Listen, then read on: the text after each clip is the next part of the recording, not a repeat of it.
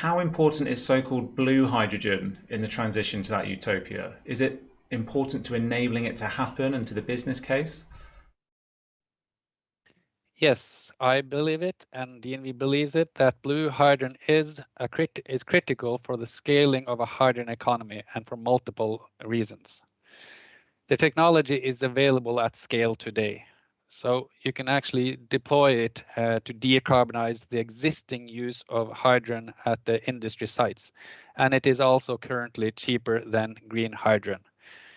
And without blue hydrogen, we'll not be able to create the scale required to develop the infrastructure required for large-scale transport and storage to meet the net zero targets. You need to have that type of infrastructure in place, and it will just simply not be enough just to produce green hydrogen to develop that or incentivize that development of infrastructure.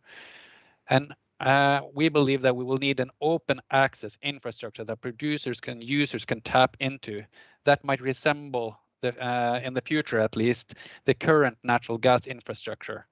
So it's not only about connecting production to single users, it's really about developing that sort of broad scale infrastructure.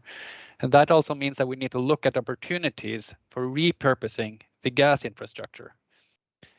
In a recent study that DNV did, we looked at 58,000 kilometers of pipelines for 65 operators in Europe and found that some 70% of the length of onshore pipelines can be reused for hydrogen transport, and basically all the offshore pipelines could potentially be reused for hydrogen transport.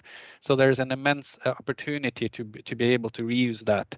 And repurposing pipelines will typically cost less than a third of the cost of building new pipelines. So it's also about finding the lowest cost solution and the best option for going forward. And also, pipelines offer lower cost opportunities for large-scale storage and avoids energy losses, for instance, associated with liquefaction or conversion to ammonia or other derivatives. Some may argue that you don't need to convert to ammonia or liquefy, that you can actually just rely on, for instance, salt caverns.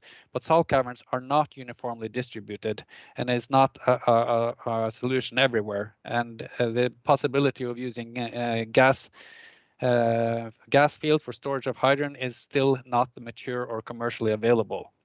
So we believe at least that a retrofitted pipeline network can be an enabler for both unleashing a large-scale transport and storage system. And that blue hydrogen will be a key to enabling that to happen.